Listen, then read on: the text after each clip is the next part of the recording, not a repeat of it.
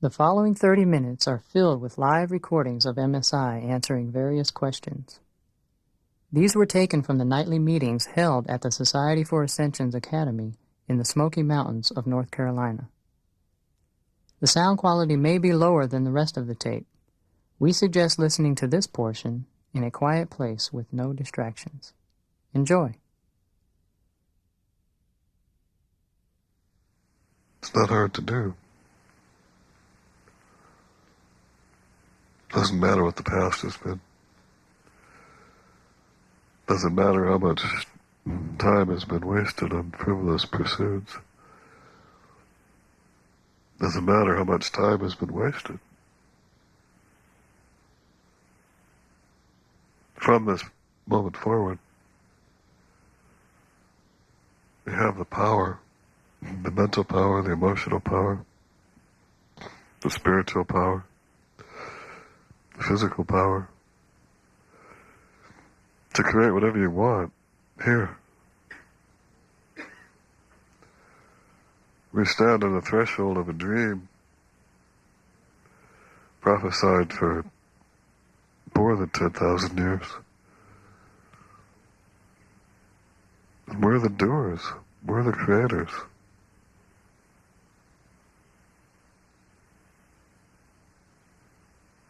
We have to assume our power. We have to take the incredible gift of the Ishayas to us,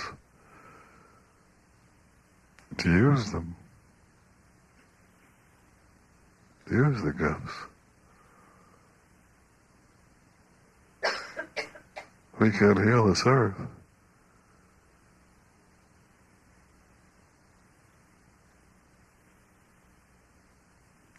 As each of you becomes more complete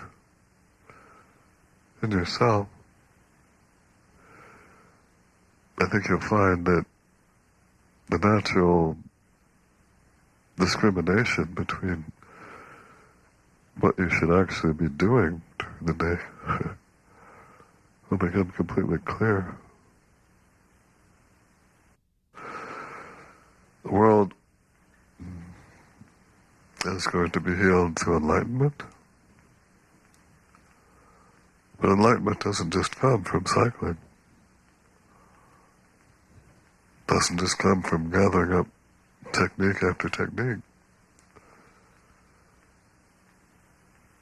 Enlightenment comes from using what you've got, taking the gifts you've already been given, and making them radiant, making them whole and holy in you.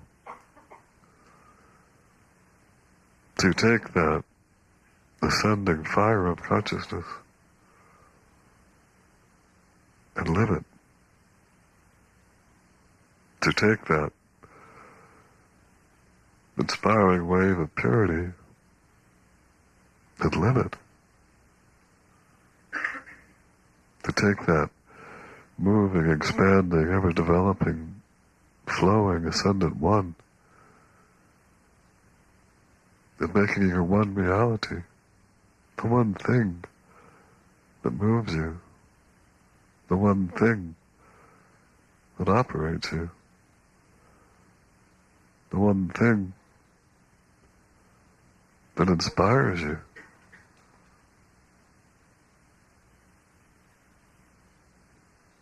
This is what Ascension is all about. We are learning to rewrite ourselves from the inside out. Like one of those Disney movies, Alice in Wonderland or something, the guy with a pencil comes along, erasing the path. You know? He's got a pencil hand, he just erases it. That's what we're doing. We're erasing what's inside. We're all pencil heads. Eraser heads. And after we erase what's there, then God writes with a new script. God fulfills the blanks for us. That's what's happening.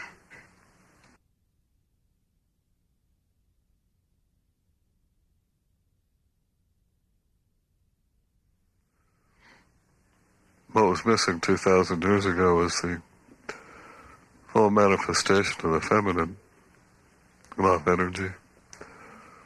The Marys embodied quite a bit, the various Marys, but it wasn't complete. It wasn't whole, it wasn't entire. It was a largely loveless world 2,000 years ago. The quality of love was not considered important in any Western nation. Women were little more than property to be bought and sold, and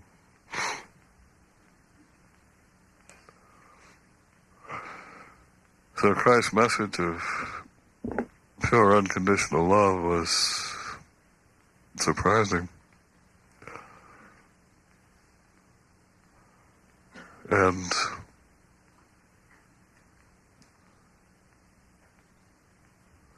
met with the kind of response you would expect given the state of consciousness of the people at the time. Really. But it has percolated through civilization in the last 2,000 years. It has, from the inside out, almost leavened the bread. So that today the ideal of love is the dominant theme, if not the dominant theme, in most people's lives. They may not have the foggiest idea how to get it. They may not recognize it if it stares them in the face. But it is something that everybody seeks. So many books written about it, and movies, and TV shows. It's a deep desire in the heart of most people. Love.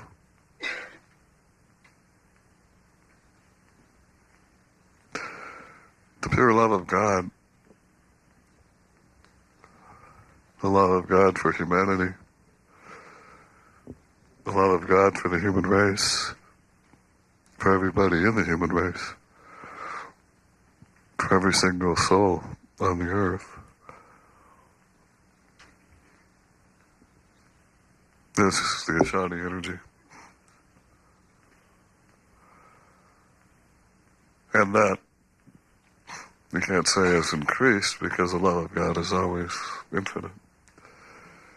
But its interfacing with the earth has been increasing steadily since at least the time of Christ. And is coming to a place now where it is taking on physical form.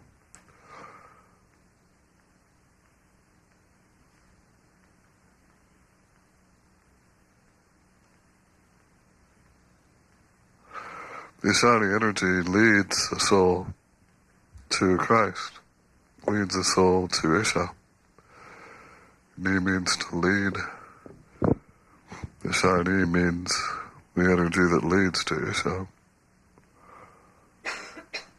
So the love of God for humanity, when recognized by a human being, causes an automatic response in the human being that makes him desire to know God. And that's what's increasing. And increasing and increasing on the earth. The desire to know God. Not just as some abstract concept, but as a direct living experience.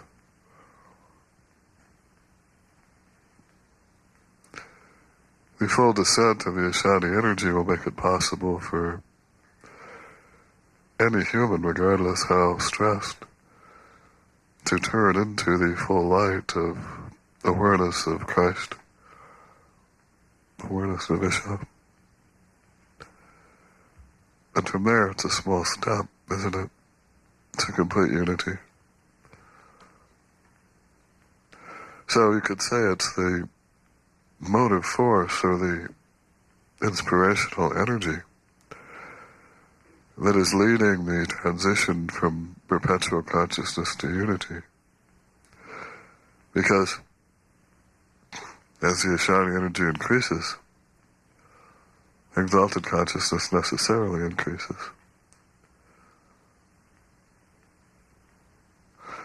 One way to see how you're doing experience-wise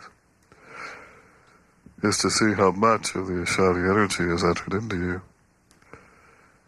by how deep the experiences of the celestial are, by how deep your feelings of love are, by how intense your love of God has become.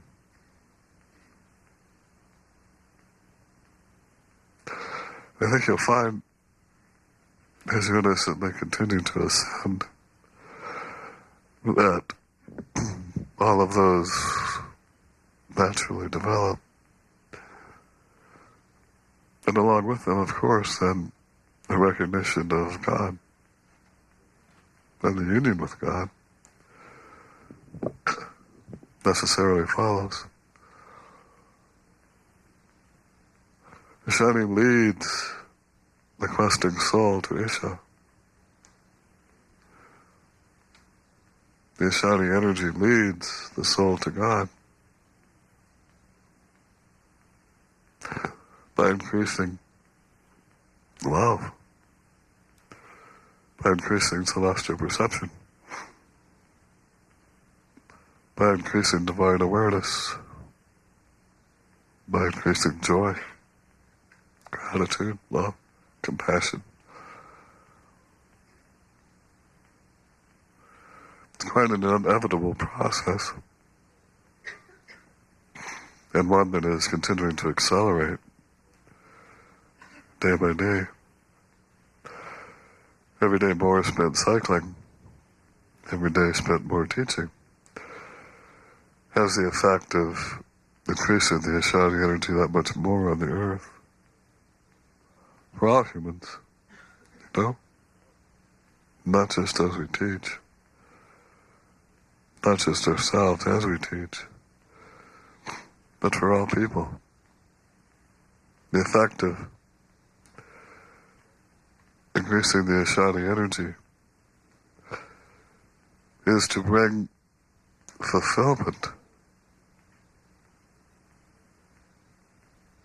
to the age-old quest of humanity to know God.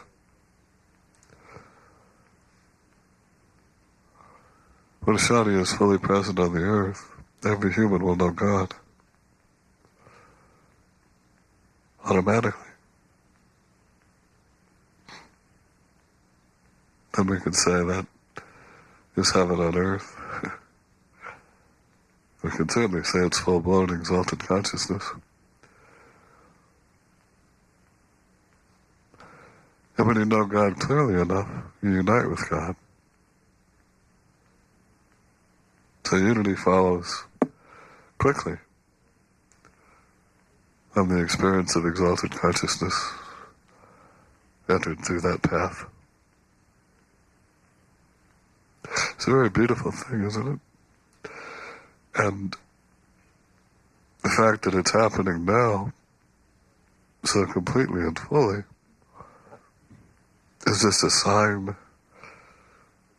that the age-old prophecies are coming true. You know? Everything that's been said for so long is about to manifest. That's why it's so amusing to see people jumping ship at the last minute just as it's reaching dock. Amazing. Absolutely amazing. Here we are at the shore, and now we'll jump off and swim back the other way.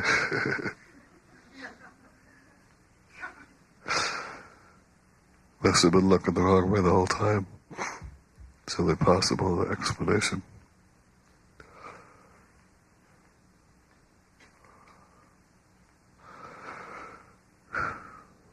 So, Ishaya, as she manifests more and more fully in each of you, brings that full awareness of divinity to you. And with that full awareness of divinity comes exalted consciousness and unity automatically. So it's a great thing, eh?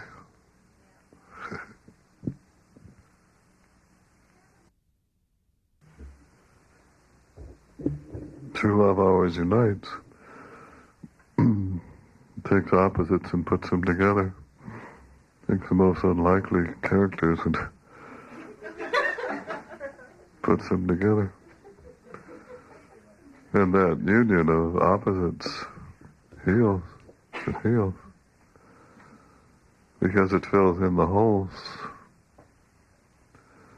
It fills in the emptinesses. The ego tries to do that too, of course, but in a way that takes. True love, because it's based on giving always. Everything about it is giving. I exist to serve, I exist to serve. Fills in those holes in the personality. Automatically. Which heals.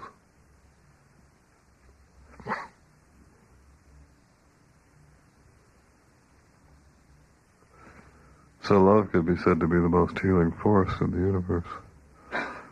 With some accuracy, I think. Because it flows, and as it flows, whatever is incomplete or partial is filled. Whatever is inadequate, or small or mean, becomes large and joyful and complete. So when true love dances through a soul, it transforms the very quality of the life to bring joy and peace,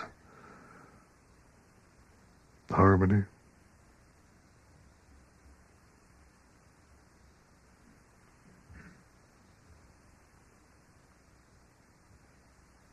Is that all right? Innocence is everything. Without innocence, one can hardly progress at all. With lack of innocence, one projects instead of experiences. Innocence is all vital, absolutely required for any sort of progress to be made. When one is truly innocent, then life begins to unfold quickly for one. When one is truly innocent, then life starts moving ahead very fast. Before then, it's a rough path because sometimes you're projecting, and sometimes you're not, you know. So learning to discriminate between projecting and non-projecting is an invaluable boon. Learning to be innocent is, it's everything. Everything.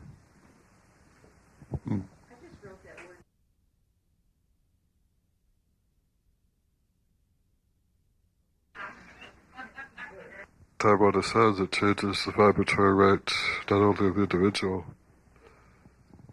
but of everything in creation. Automatically it happens.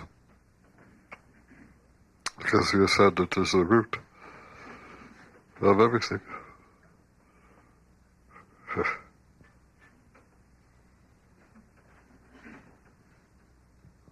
So you can't touch the ascendant without influencing absolutely everything else.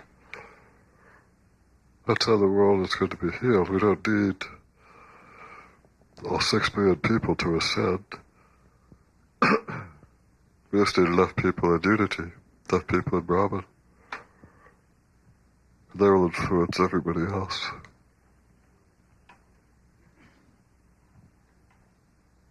Trends of life for all people will change based on enough individuals being enlightened.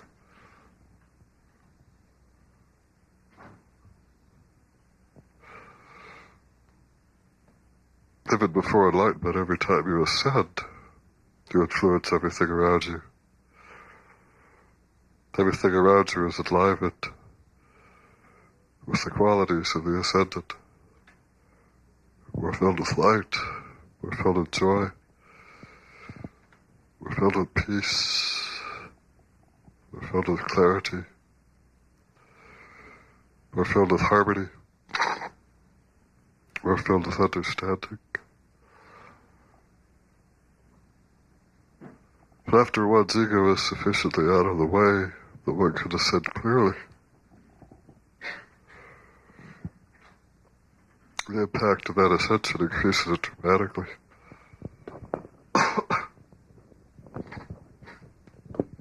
Each time you ascend after perpetual consciousness is gained,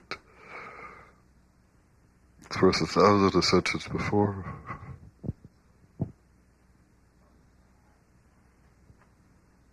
Each ascension in unity is worth 1,000 in perpetual consciousness. Or more.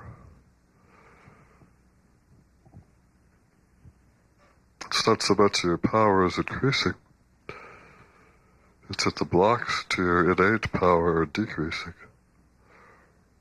You already have infinite power. You have infinite wisdom, you have infinite light, infinite joy. But you're blocking it. Everyone's blocking it. When the blocking goes away, the innate reality comes out. It reveals the truth of what is. So that's how it works, eh? It's so simple, it's just the simplest little shift in the brain, you know? Instead of being in charge, you're no longer in charge. When you're no longer in charge, you find you get everything you ever wanted. Might be a little transition period, perhaps, but...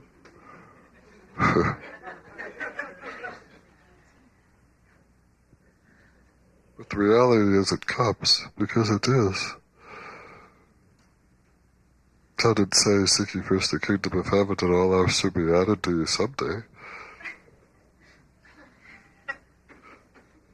Seek ye first the kingdom of heaven and all else will be added to your next lifetime after you die when you're in heaven. That's the way it was stated, you know. I don't think. Maybe I missed something, I forgot something. 2,000 years of mistranslation could cover it up. Seek ye first the kingdom of heaven, and all else will be added unto you. The experience here that will be added unto you is very quick. But it does take that humility to get out of the way. To say to your ego, you haven't served me very well. I want to try something new. I want to try to be selfless. I want to try living for others. Living for myself has got me god awful nowhere. I was living for myself pretty well in Iowa back in the mid-'80s. Building nice houses, selling lots of land, nice family, writing books, you know, it was just dog heaven. Fortunately, God said, you jerk, the rest of your life, go out and heal the world. Go find something worthwhile to do. What could be more worthwhile than having this nice house and raising my family and going to the domes twice a day every day and being a real good person, you know? But God said, well, there's 6 billion people in the world suffering and dying. You might appreciate a little bit of what you got. So God did me the great favor of taking everything away. Poof, gone. A few months, everything erased. Most painful experience of my life. Also the best thing that ever happened to me. Absolutely best. Because once the slate was clean, then the Ishayas could say, hey, alright, fine. Welcome home, bro. But it took that cleaning of house first, you know? It took that sweeping of the temple and driving the money changers out of the temple in order to use the thing for which it was designed to be used. You can't pray to God if you're changing money in the temple. You know? There's X amount of time in the day. There's X amount of space in your brain, in your heart, for your activities, for your thoughts, for your feelings. That's all there is. There's only so much. If you fill it with trivia, if you fill it with idols, if you fill it with money changing, where is the room for God? There is none.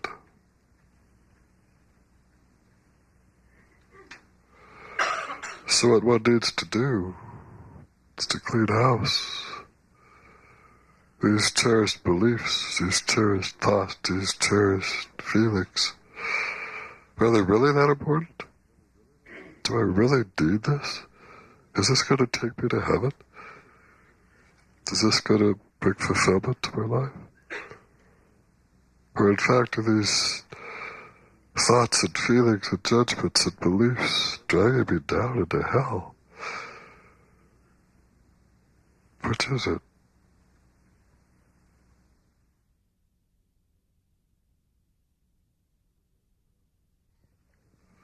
Human race stands at the junction point between the relative and the absolute, between the finite and the infinite, between the ascendant and the world. Human beings, by their choices, cause the universe to evolve or devolve. Because of that unique placement. It's almost like having one foot in both worlds, one in the absolute, one in the relative. The human can decide to go up or go down. If you decide to go down, decrease the power of life, increase the powers of darkness, increase the Rakshasas, decrease the celestials. Decide to go up, increase the celestials, decrease the Rakshasas. Human beings are unique in that they stand on that dividing line between two worlds, between the ascending and descending currents of creation. But we've been given free will, so we can choose which we prefer. The upward currents or the downward currents. It's a rather unique role in the universe. Animals don't have any choice. Humans have choice. You might say Rakshasas don't have any choice, and celestials don't have any choice. The humans have choice. You can go up or go down.